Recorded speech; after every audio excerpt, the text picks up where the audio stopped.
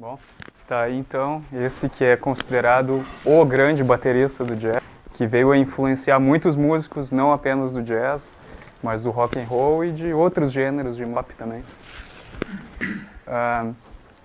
Buddy Rich, ele nasceu num dia que para mim é bastante especial, porque é no mesmo dia que eu nasci, só que claro que ele nasceu muitos anos antes, né? Ele nasceu em 30 de setembro, só que de 17, né? Então, ele nasceu de uma família de artistas, que era de um gênero que se chama de vaudeville, show com algumas atividades como música, teatro, dança, e alguns gêneros de teatro também, e tal, que se misturava a isso. E o Buddy Rich, ele é um daqueles artistas que desafiam a compreensão, né? Porque a gente pode pensar em talentos que surgem precocemente, assim, né? Quando a gente pensa num músico e tal, muito precoce, talvez venha à mente quem? Mozart, né? Que já tocava, na primeira infância já sabia tocar.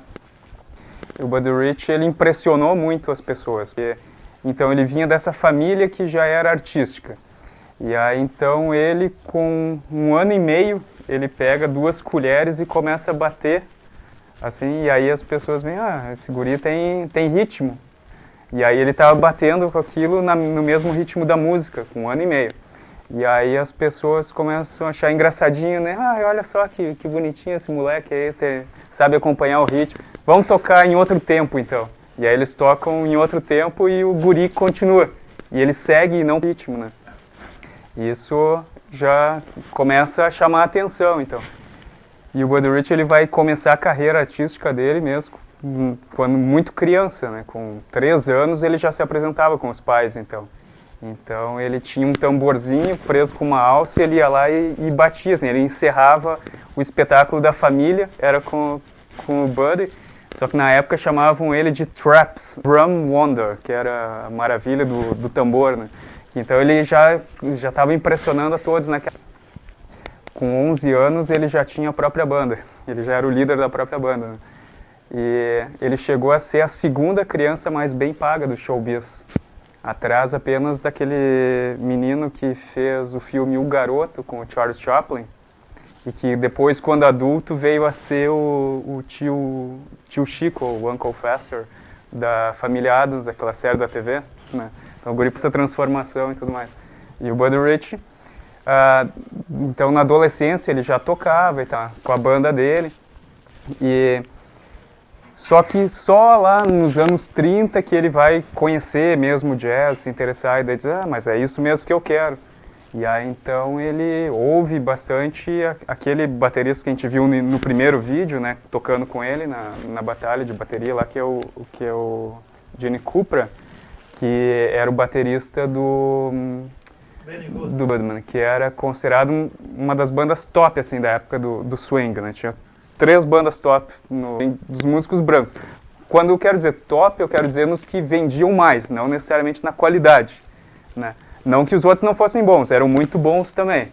Só que aí excluindo então os que tocavam mais para o que seria gueto, né? Que é o Duke Ellington, o Count Basie e tal. Como músicos negros, eles não atingiam todo o público que os músicos brancos conseguiam atingir, né? Então no final dos anos 30, o Buddy Rich, ele começa a se interessar por jazz e tudo mais, e aí começa a tocar em bandas, mas se diz que ele entrou para a grande liga mesmo, para as grandes bandas, quando ele vai tocar com Tommy Dorsey, que era então um desses 3, né, do top 3, assim, dessas bandas de swing de líderes brancos. Então o Tommy Dorsey, o Benny Goodman e depois o Harry James também, né, que eram os que vendiam bastante. Aí, então ele toca lá, e daí outro músico que tocava essa banda também, que ficou bastante amigo dele, era o Frank Sinatra. Aí depois de um tempo, o Buddy Rich, ele entra e sai das bandas, assim, né? Em 39 ele vai para a banda do Artie Shaw, que então, naquela época, em 39, era considerado a banda, a melhor de todas, né? Depois ele sai, e aí ele vai para o Harry James, e daí ele fica pulando entre o Harry James e o Tommy Dorsey, assim, né, boa parte dos anos 40 ele fica nessa, indo para lá e para cá e tal. E aí ele tem que servir o exército nisso, né, entre 42 e 46. Depois ele volta para a banda e fica nisso até que ele resolve, então eu vou ter a minha própria banda. E quem ajuda ele é o Frank Sinatra, que tinha ficado bastante amigo dele e que a carreira deslanchou depois da Segunda Guerra Mundial. Quando termina a guerra e tal, as bandas de swing estão em baixa e os pequenos grupos é que estão começando a fazer sucesso com cantores. Que antes os cantores eles eram um número acessório. Assim como de repente alguém fazia um solo de algum instrumento que não era tão comum à época, está liderando, então os cantores eram assim, aí depois eles passam a ter esse protagonismo. Então o Frank Sinatra está ganhando dinheiro e tudo mais, resolve ajudar o amigo, daí o Buddy Rich ele forma o primeiro grupo dele. Mas daí nisso ele trabalha como sideman, como band leader e tal, e vai pipocando para lá e para cá, né? E aí lá em 59, ele já com o grupo dele também, ele tem um primeiro problema de coração, que viria a ter vários ataques cardíacos, assim, né? E aí ele resolve parada e tal, e por um tempo ele resolve ser cantor e comediante e tudo mais, né? Porque como ele tinha toda essa bagagem artística, né, ele era um cara engraçado, assim, então ele frequentava bastante os programas de TV, ele era muito convidado para esses talk shows, então ele ia lá, se apresentava, cantava, dançava e tudo mais, mas ele na verdade nunca conseguiu fugir das baquetas, né, porque o negócio dele era bateria mesmo. E aí ele começa a ser chamado também para um grupo Grants, que é da Philharmonic, que aí lá ele e o Gene Krupa fazem muitos desses drum battles, né, e tem várias gravações e tal, e é muito interessante ouvir esses discos e tal com esses dois. O que a gente viu ali então era mais uma dessas apresentações, né? E o que me chama bastante a atenção no Buddy Rich é a velocidade dele, né? Velocidade e precisão. Porque muitos bateristas que foram inspirados por ele dizem que aquilo que ele fazia podia parecer simples, mas não é. Fazer aquilo não era fácil. Se vocês repararem na mão esquerda, né, que ele consegue, com aquele ritmo, ele mantém aquilo e com a outra mão ele vai batendo, né, e sem perder o ritmo. Eu nem consigo fazer sem baqueta e sem bater em nada, né. Então imagina, parece que ele tem um cérebro para comandar esse lado e um para comandar esse, ainda uma neurologista vão dizer que é o inverso, né? Mas tudo bem. Ele consegue, o Gene Krupa, se vocês forem reparar, ele faz o que todo bom baterista faz, e baterista muito preciso faz, né, que começa aqui, mas usa os dois para, né, ele faz esse movimento com os braços tocando, com os dois para o ritmo, enfim. O Buddy Rich ele tinha esse diferencial, né, de conseguir com a mão esquerda tocar o ritmo e com a outra, com a mão direita ele conseguia liberar mais para tocar. Isso é um grande diferencial dele. E a velocidade extrema, né, que ele conseguia tirar, e ele tem qualquer coisa, né. Ele tem até uns vídeos bastante engraçados, que eu indico, se vocês tiverem curiosidade, dá para achar um monte de coisa do Buddy Rich no YouTube hoje, ainda bem. Tem um que ele foi convidado para tocar num programa de TV do Muppet Show, aquele que tem o sapo, o Caco e a porquinha, aquela, que eu não lembro o nome agora, mas que aí como? Esse. Aí ele vai nesse programa e aí eles já começam a gravar com ele nos bastidores, tocando em tudo, nas paredes e tudo. E não é uma bateção, assim, tem um ritmo, é musical, né? E aí depois ele vai pro estúdio tocando e tal, e eles fazem uma gravação divertida, mas que mostra toda a qualidade dele também, que é tocando com um desses bonecos, que era o Animal, que era considerado o mais selvagem de todos. Tanto que ele tinha umas correntes assim e tal, e aí ele faz uma dessa com esse boneco e tal, né? Que é pra chamar a atenção assim mesmo, e pra mostrar como engraçado e tudo mais. E ele, como eu disse, ele teve vários problemas cardíacos, né? Então teve, deixa eu ver, em que ano foi? Nos anos 66 ele formou a primeira banda, a Big Band dele. Depois, o problema cardíaco, o segundo veio depois. Então, em 66 ele forma a primeira big band dele quando os outros músicos disseram para ele, hoje ninguém mais quer ouvir big band, forma um grupo pequeno, né? Que é muito caro manter uma orquestra desse tamanho e tudo mais, e ter que estar excursionando, e o público não quer ouvir isso. Ele disse, não, a minha banda vai ter um diferencial, a minha banda vai soar moderna. Daí ele vai para a estrada e faz sucesso realmente. Né? Então, porque naquela época então, os grupos eram pequenos, o jazz já estava sofrendo várias modificações. Então, se ele forma esse grupo em 66, nessa época o jazz já tinha se ramificado tanto que nos anos 60 o free jazz, com grupos pequenos, tinha o avant-garde, jazz modal, né? Então, quer dizer, o jazz estava indo para outras linhas, né? E aí ele resolve ter uma big band, então, ao contrário do que todo mundo dizia que faria sucesso, e ele consegue. O diferencial dele é que ele começa a tocar não nos clubes noturnos onde os outros músicos iam, ele ia nas faculdades, nas escolas, nas schools, né? Então ele começa a achar um outro público e as pessoas começam a gostar. Então ele vai recrutando, às vezes, alguns músicos que vão para a banda dele são músicos que estudavam na faculdade de música e tal, começa a se interessar, e aí ele começa a chamar esses músicos novos. E ele sempre olhava os melhores, ele queria ter os melhores, porque ele era uma pessoa, ele era autoritário, também muito exigente. Ele dizia que para tocar com ele, primeira coisa, a pessoa tem que estar sóbria, e eu tenho que dar 100% dela.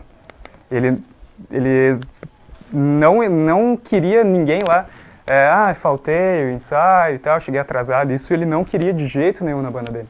Né? Uma vez até o Dizzy Gillespie, o trompetista, disse, né, para um amigo dele, mas esse cara aí, esse Buddy Guy aí é maluco, que ele exige 100%, mas quando chega no palco ele dá 120%, né? Então, muito exigente. E tanto que tem até algumas fitas que foram gravadas e tal, era clandestina, assim, sem ele saber, dele brigando com a banda e tudo mais, sabe? Então hoje ele sofreria milhares de processos de assédio moral, assim, né? Porque, por querer ter uma banda tão boa, ele acabava sendo impositivo e agindo de maneira errada com as pessoas, né?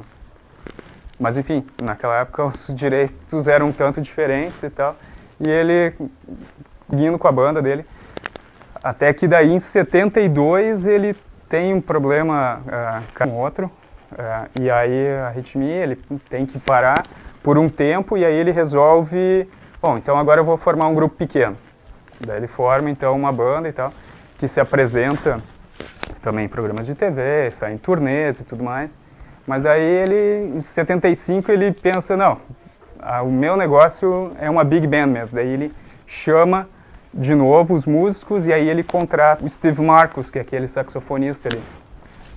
E o Steve Marcus, ele era um inovador, porque quando a gente pensa em jazz fusion, que é a mistura de jazz com rock, essencialmente, né, tem outras misturas também, a gente vai pensar que em 69, um dos marcos do jazz fusion foi o lançamento do Beaches Brew do Miles Davis.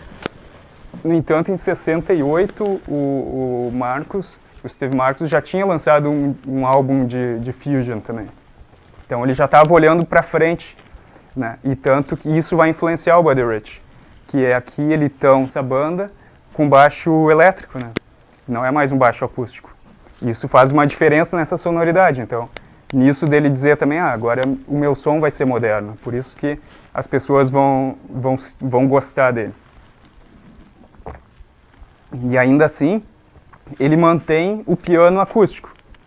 Então ele faz bem essa mistura, né? Coisa que em outros de fusion não vai se usar. E não que isso seja fusion, mas ao introduzir o baixo elétrico, né, é uma primeira entrada para misturar o swing com fusion, e ainda que ele toque composições do Thelonious Monk e tal, que não tinha nada de swing, né?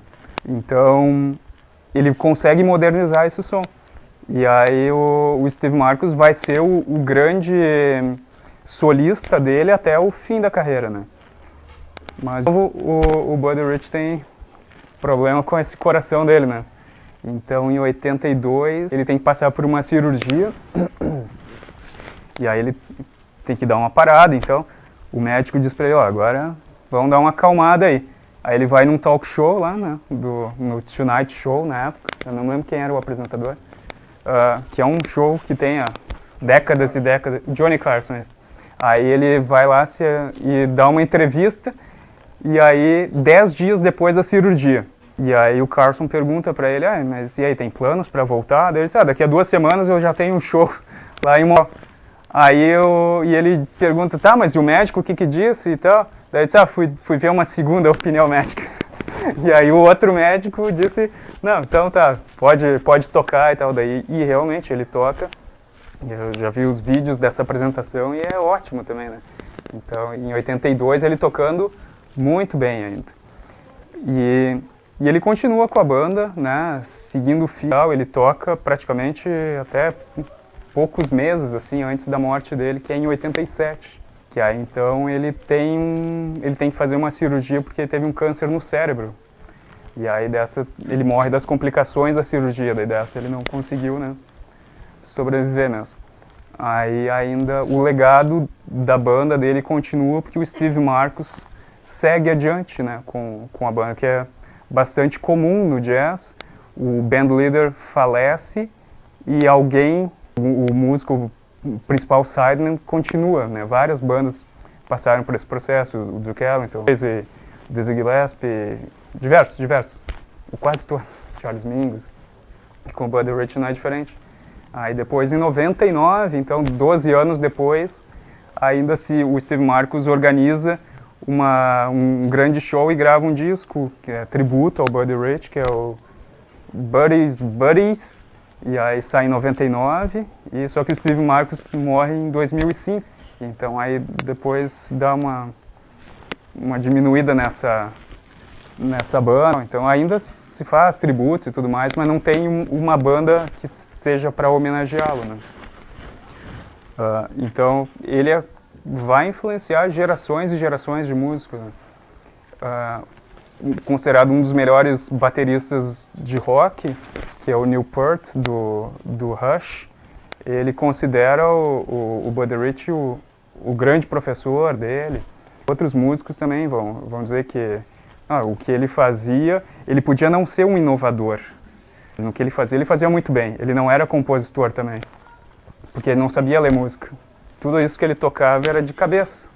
Ele aprendia e aí ele tocava. E é engraçado até que quando ele entra na banda do Harry James, nos anos 40, o Harry James ele tocava com uma precisão incrível, porque ele sabia ler partitura e tudo, né, e tocava nota por nota certinho como estava na partitura, sem mudar. Tanto que tinha uma moda que se fazia, que se uma mosca pousasse na partitura dele, ele tocava a mosca também, né? E aí ele vai tocar com o Buddy Rich e os dois se dão muito bem também, né? Dá tudo certo, então cada um do seu jeito, mas as coisas funcionam, né? Então essa é uma explanação, assim, para a gente conhecer um pouco mais de quem foi esse músico tão influente, né? Que resolveu ir na contramão do que diziam para ele e conseguiu fazer esses concertos fantásticos, né? Entre os anos 60 e até 87 ele tocou, né? Quando então o mundo já tinha passado por Beatles, pelo punk rock, pelo heavy metal e tudo mais, e ele estava lá tocando o seu swing dos anos 30, adaptado, modernizado, mas estava lá, né, tocando, enfim. Então deixo aberto para quem quiser fazer considerações, falar alguma coisa, fiquem à vontade. Nenhum negro nessa banda? Essa não. Só que no show de 82, que eu falei, que é quando ele volta, depois de ter tido outro problema cardíaco, o baixista esse é substituído por um baixista negro. E no ínterim que teve entre as duas big bands dele também, ele tocava com músicos negros e tal. Ele tocou com o Charlie Parker, com o Dizzy Gillespie, ele fez banda com o Lionel Hampton também. Então ele como sideman, ele foi o responsável na gravação da bateria no disco Ella Fitzgerald e o Louis Armstrong, sabe? Então, só que ele dizia que para tocar a música como ele queria tocar, ele tinha que ser o band leader, né? E aí então ele tinha... Aqui nesse show realmente são só músicos brancos, mas não é uma questão de preconceito racial dele, né? Porque isso realmente, felizmente, não era o caso, né? Agora, eu dizer o que nessa formação só tinha músicos brancos, talvez porque esses eram os músicos que queriam tocar esse tipo de música, né? Então, porque ele tem uma composição aqui que é o Birdland, que é do grupo Weather Report também, né? Então, já era outro tipo de jazz, aqui ele adapta, então, para big band também. Então, os músicos, eles estavam interessados em bandas pequenas, realmente. E os anos 70 foi o período mais difícil para o jazz, né? O jazz quase sumiu. Aí ele tem um revival nos anos, né? Porque continua a banda do Art Blakey, o Jazz Messenger, o Wynton Marsalis, Branford Marsalis, e entra aquele pessoal, o Stevie Coleman, que faz o M-Bass, e aí vai. Não, mas os anos 70 não foi fácil. E o Buddy Rich estava ali com tudo.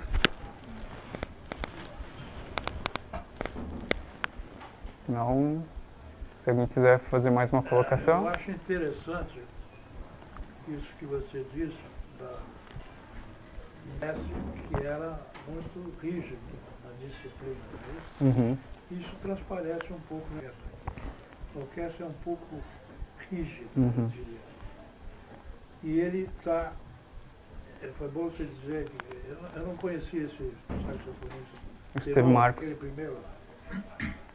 Ele é bom, mas eu acho que tem melhores ali. Tem o sax alto, fica do lado dele, que era, a meu ver, melhor. E tinha um outro tenor. Eu não recordo o nome disso, eu tenho aqui, é o Andy Fusco, que é o que estava direto do lado dele, e o Chuck Wilson é o que estava do lado desse. E tem um outro tenor também muito bom. Que é o Gary Prebeck. Excelente. Eu achei a banda um pouquinho rígida. Eu ia até perguntar a você se eram todos holandeses. Não. Primeiro porque não tinha preto.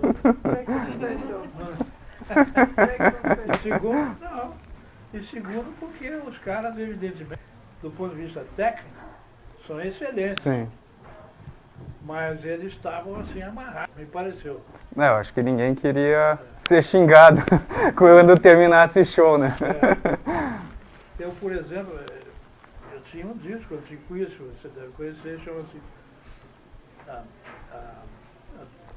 acho que é This One is for Basie. E ele gravou em homenagem ao Count Basie. E era uma coisa mais... Isso tem pelo menos 40 anos, se não 50. Então achei uma amarrada. Talvez porque ele tivesse essa personalidade muito exigente, né? Tocar com ele não era fácil. O músico, para tocar com ele, também tinha que ser muito tolerante a ouvir críticas, né? É engraçado o cara ser cômico, parecia que ele tinha um lado cômico, assim. Sim, mas ele tinha... Assim. Os amigos diziam que ele era muito afetuoso e tudo mais, mas na trabalho ele era severo. Ele era muito engraçado. Mas ele era comediante, parecia comediante. Mas ele chegou a atuar como comediante e tal, e ele ia nos programas de TV porque sabiam que com ele ia ter audiência, porque ele era engraçado e tudo mais. Mas chegava na hora de tocar, daí tinha que ser com rigidez mesmo. Isso ele era uma das exigências dele mesmo.